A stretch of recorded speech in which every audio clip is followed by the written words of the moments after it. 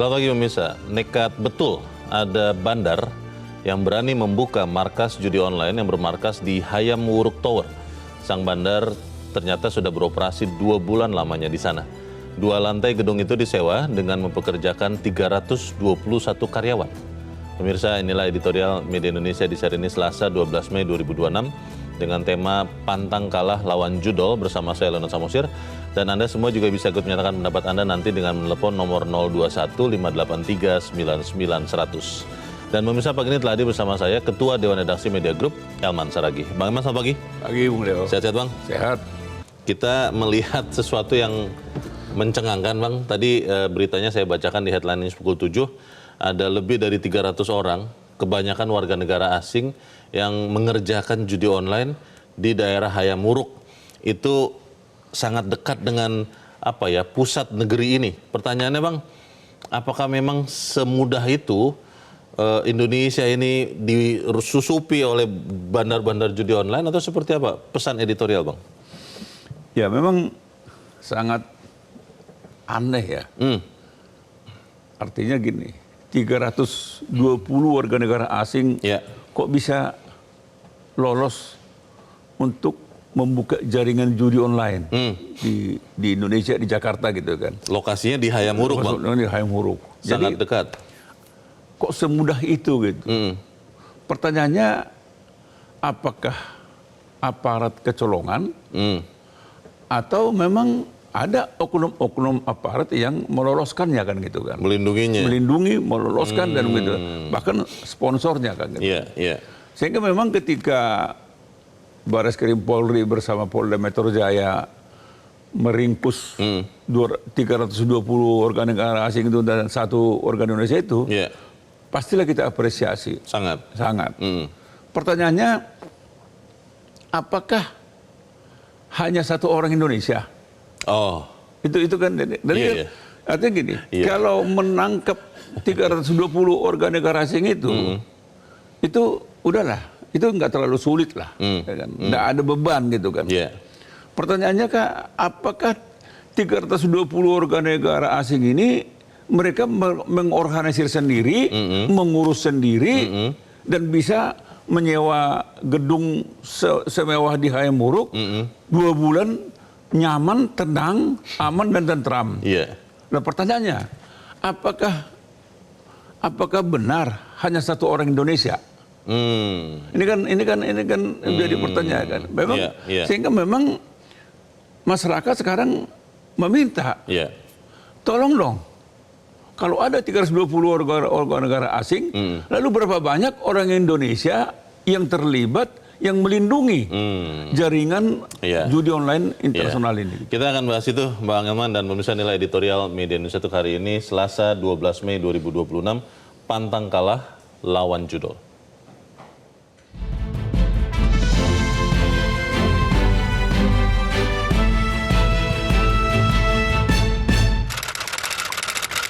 Pantang kalah lawan judol.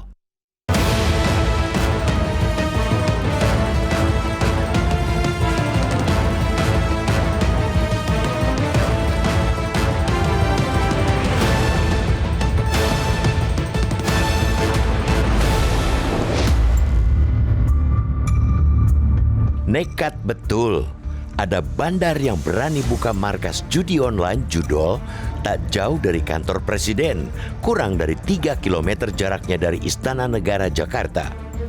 Bermarkas di Hayam Wuruk Tower, sang bandar sudah beroperasi 2 bulan lamanya di sana. 2 lantai gedung itu disewa dengan mempekerjakan 321 karyawan. Dari jumlah karyawan itu, hanya 1 yang berkewarganegaraan Indonesia, sisanya orang asing. Dari Vietnam paling banyak, sisanya dari Tiongkok, Myanmar, Laos, Thailand, Malaysia, dan Kamboja. Jika polisi tak menggerebek kantor itu akhir pekan lalu, tak ada yang tahu ada markas judol yang lokasinya hanya sejengkal dari istana. Pun tidak jauh jaraknya dari kantor Kementerian Komunikasi dan Digital Komdigi yang tiap hari bertugas memblokir situs-situs judol. Untuk mengejek atau apa motivasi sesungguhnya sang bandar, sampai berani bikin markas judol dekat dari kantor pusat pemerintahan. Namun terlepas dari spekulasi itu, hal yang pasti ialah sang bandar melihat adanya celah kemudahan berinvestasi judi daring di Indonesia. Tidak mungkin mereka membangun kantor di sana tanpa didahului studi kelayakan sebelumnya. Apalagi jika perhitungan studi kelayakan itu mendapati beban usaha jauh di bawah keuntungan yang bakal diraup tak seorang pun bandar yang akan melewatkan kesempatan itu. Ya, harus diakui, judol terus mewabah. Data Pusat Pelaporan dan Analisis Transaksi Keuangan (PPATK) menunjukkan judol masih jadi kegiatan masif hingga saat ini. Pada 2025 saja perputaran dana judol mencapai 286,84 triliun rupiah yang berasal dari 422,1 juta kali transaksi. Perputaran dana itu memang menurun 20% jika dibandingkan dengan 2024, yaitu 359,81 triliun rupiah. Akan tetapi, jutaan transaksi dan ratusan triliun rupiah yang raib untuk judol pada 2025 tetaplah bukan angka yang terbilang kecil. PPATK juga menemukan fakta kian mudahnya para penjudi bertaruh. Setoran ke bank, e-wallet, hingga QRIS kian memudahkan para petaruh itu mengadu untung. Gencarnya Kementerian Komdiki memblokir berbagai situs judi tak menyurutkan asa para penjudi. Bahkan penegakan hukum oleh polisi pun tak membuat para bandar gentar. Buktinya, pada kuartal 1 2026 saja, PPATK mencatat nilai deposit judol mencapai 10,6 triliun rupiah. Dalam 3 bulan awal itu, perputaran dana judol sudah mencapai 40,3 triliun rupiah. Data PPATK itu jelas menyodorkan fakta amat memprihatinkan perihal kuatnya penetrasi judol dalam menjadikan Indonesia sebagai target pasar. Dampaknya teramat fatal. Tak sedikit yang menjadi korban judol ialah anak-anak usia sekolah. Sulit dibayangkan seperti apa wajah negeri ini ke depan jika banyak generasi mudanya justru mempertaruhkan masa depan mereka di aplikasi atau laman judi. Celakanya, ketika negara ini sedang berupaya memutus akses pasar judol, para bandar justru melihat celah peluang lain. Terbongkarnya markas judi di Hayamuruk membuktikan satu fakta baru bahwa Indonesia kini tidak lagi sekadar menjadi pasar, tapi juga mulai dijadikan sarang bisnis judi daring. Kenyataan pahit itu jelas menuntut keagresifan negara dalam memberantas judol. Berantas sampai ke akar-akarnya, tiada kata ampun. Pemberantasan judi tak bisa lagi dilakukan dengan cara yang biasa. Judi daring sudah terlanjur berkembang menjadi kejahatan luar biasa, maka tidak boleh lagi ada cerita tentang lemahnya pengawasan negara. Perang terhadap judol harus terus digelorakan. Kita tak boleh sedetik pun lengah atau bahkan menganggap enteng judol. Seluruh anak bangsa harus bahu-membahu. Tak boleh membiarkan Kementerian Komdiki dan Kepolisian bekerja sendirian. Untuk penegakan hukum, mulai dari polisi hingga pengadilan, tentunya tak boleh lagi menjatuhkan hukuman yang biasa, baik bagi bandar maupun pemain. Harus ada hukuman yang amat menjerakan agar menjadi contoh bagi yang lain. Sekali lagi, negara tak boleh kalah dari penjudi dan bandar judi karena masa depan bangsa yang akan dipertaruhkan.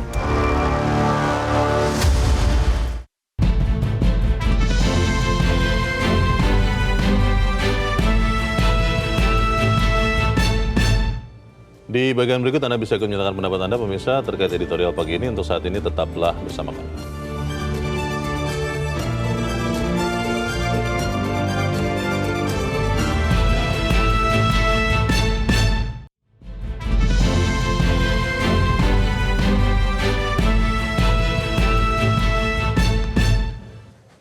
Terima kasih Anda masih bersama kami dan kita akan mendengarkan dulu bagaimana pendapat dari pemirsa Metro TV kali ini dari Batam, Kepulauan Riau. Ada Pak John Veto. Pak John, selamat pagi. Pagi Bung Leo, selamat pagi Bung Elman. Selamat pagi Pak John. Salam sehat. Bagaimana nih Pak? Ini kita sehat tapi ternyata judol sangat di tengah-tengah pusat kota Jakarta nih Pak. Bagaimana Pak menurut Anda? Jadi inilah Bung Leo, Bung Elman ya. Ini Metro TV ini nggak salah udah tak bosan nih mengapa judol ya, jalur apa pinjol yang dibedah, tanggung apa bagi Bung Elman ini. Jadi begini, ini kita memang udah apa? Kalau saya apa kan memang udah hancur tuh kita, dari serang di semua lini ya, Buradul ini nggak tanggung. Padahal judol ini udah ada satgasnya, tahun yang lalu nggak salah satgasnya Bung Elman. Tapi nyatanya Bang, makin besar Bang, bukan makin kecil. Di Batam juga, puluhan juga yang ditangkap. Nah kan sama juga apanya, bosnya satu deh. Dia dikemas nih Bung Elman, ada nanti orang kita yang, ini pandai betul nih apa sindikatnya nih. Yang orang kita yang dibawa ke Kamboja. Seolah-olah ini apa, ini di Kamboja. Dia nih penipuan aja semua, kedok aja. Jadi modusnya memang halus. Cuma, betul kata Bung Elman tadi sama Bung Leo tadi, ini siapa sponsornya? Tidak akan mungkin ini kecil orangnya. Oke. Ini sangat besar orangnya ini. Mana satgas itu? Ya mudah-mudahan presiden kita dengan berbagai sikatlah ini. Berapa ratusan triliun keluar uang kita sia-sia kan? Iya. Jadi, baik, kita harapkan ya kasus ini bisa terungkap tuntas. Terima kasih untuk pendapat Anda Pak John Veto dari Batam, Kepulauan Riau. Selamat pagi Pak. Siapa di balik ini? Bagaimana Bang? Bisa ketahuan nggak itu? Ya memang sekarang sebetulnya yang utama yang harus diusut yang lebih penting itu ya siapa sponsornya di dalam negeri, ya kan? Siapa yang ikut meloloskan 320 orang warga negara asing ini kan? Ini kan seperti yang kita uraikan tadi kan, ini kan tidak sebegitu saja mudahnya sebetulnya kan. Tapi lebih mudah karena memang pasti ada di dalamnya. Dan nggak mungkin hanya satu orang, orang Indonesia. Sekarang baru tertangkap satu orang. Yang tertangkap satu orang ya, WNI ya. Nah, oleh karena itu memang sangat penting untuk diusut orang-orang ini. Ini kan sebetulnya kan operator-operator. Iya, kaki tangan saja. Ini kan pekerja, orang cari makan ini. Itu karyawan. Karyawan gitu. Jadi sebetulnya yang lebih penting itu sponsornya dan siapa bos besarnya gitu kan. Terutama di dalam negeri kalau ada gitu ya. Ya kan gitu kan. Karena memang sebetulnya kalau dipikir ya, ketika Kamboja, Myanmar memperketat, sebetulnya kan Indonesia juga, pemerintah Indonesia juga sudah antisipasi misalnya. Bahwa mereka mungkin akan kabur dari sana. Akan kabur kemana? Masuk gitu, ke Indonesia. Nah, akan kabur kemana dan kemungkinannya kan bisa masuk ke Indonesia. Iyalah. Dan betul, sudah 2 bulan mereka bermain di sini. Dan artinya Indonesia tidak lagi menjadi pasarnya kan. Tidak hanya pasar. Menjadi sarangnya. Tadinya mereka mungkin mengoperasikannya dari Kamboja, dari Myanmar, yang memakai di sini. Nah, pasar judolnya. Sekarang enggak. Sekarang Indonesia menjadi sarangnya. Pabriknya dipindahkan ke sini. Markasnya. Walah. Jadi ini kan dan ini mestinya sudah diantisipasi. Kalau ketat di sana, dia akan mencari peluang di mana. Di negara mana. Nah, dia pasti riset yang menguntungkan di Indonesia. Mungkin juga yang paling lemah. Dan itu kan menguntungkan dan paling lemah. Disitulah dia masuk gitu kan. Saya tidak mau katakan kita paling lemah. Tapi buktinya dia masuk. Masuknya ke tengah kota Jakarta lagi Bang. Ini kan ini berani sekali Bang. Ya katakanlah misalnya Bung Leo ya. Apakah di Jakarta, apakah di luar Jakarta. Kan pokoknya di wilayah Indonesia, apalagi ini di Hamihuruk. Ya, ini kan jadi soal besar kan. Iya. Sehingga memang kalau menurut kita sih ini kan tamparan besar sebetulnya buat negara kan.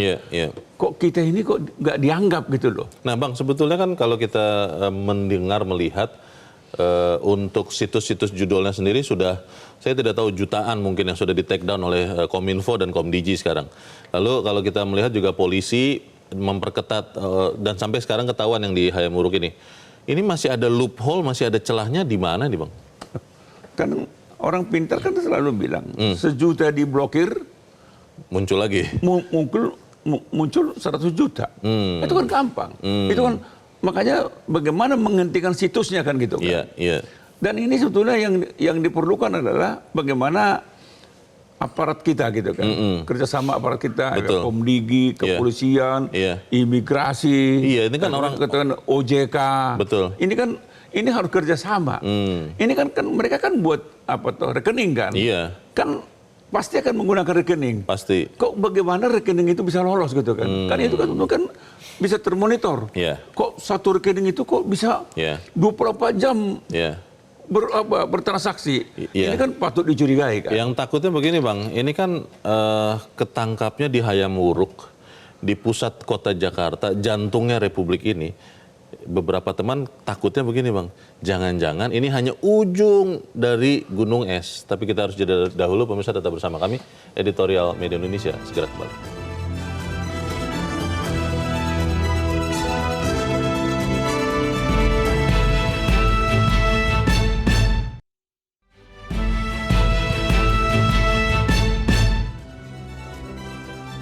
Terima kasih Anda masih bersama kami dan kita ada di bagian akhir diskusi kita pagi ini. Bang Elman, ini kan satu langkah yang sangat baik ya yang dilakukan oleh baik polisi juga imigrasi tadi dikatakan oleh Bareskrim.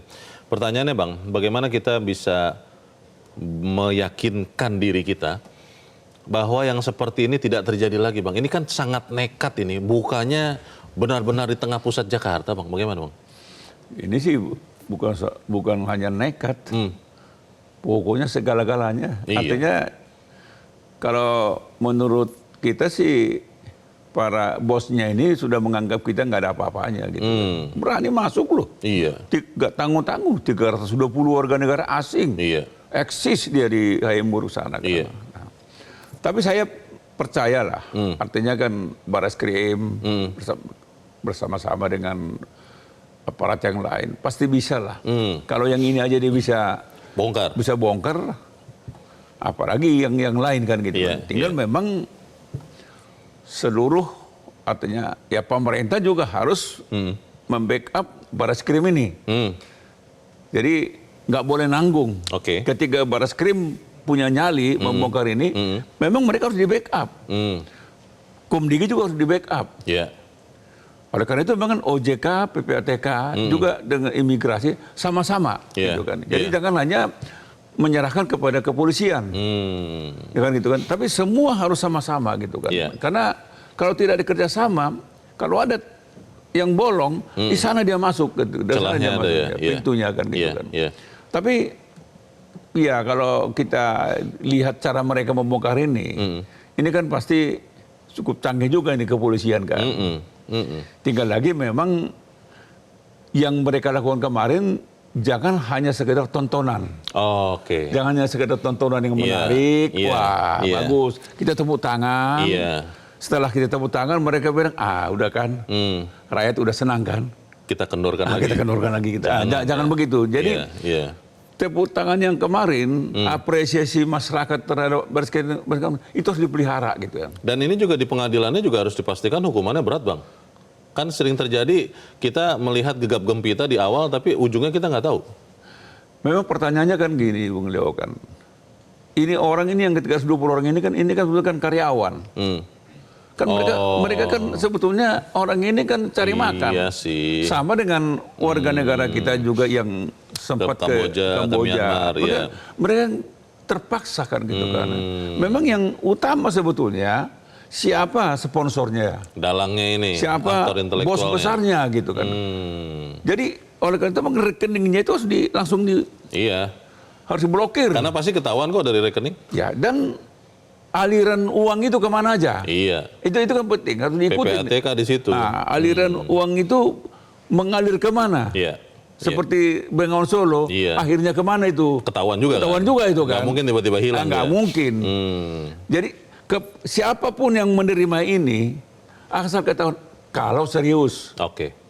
Tapi kalau tidak serius, pasti aliran uang ini tidak akan terbongkar gitu kan. Mengalir sampai jauh. Kita harapkan Bareskrim bersama-sama dengan instansi lain tidak menjadikan ini hanya sekedar tontonan yang menarik untuk sesaat. Kita harapkan itu yang terjadi, Bang Elman, supaya kita tidak usah duduk lagi di sini membicarakan soal kasus judul yang lain. Bang Elman, terima kasih sudah ada di tempat ini. Selamat pagi, Bang. Pemirsa, harus ada hukuman yang amat menjerakan agar jadi contoh bagi yang lain. Sekali lagi, negara tidak boleh kalah dari pejudi dan bandar judi karena masa depan bangsa, anak cucu kita yang akan dipertaruhkan. Saya Leona Samosir, terima kasih Anda sudah menyimak editorial Media Indonesia untuk pagi ini. Terus jaga kesehatan Anda, terus jaga nurani Anda. Selamat pagi, sampai jumpa.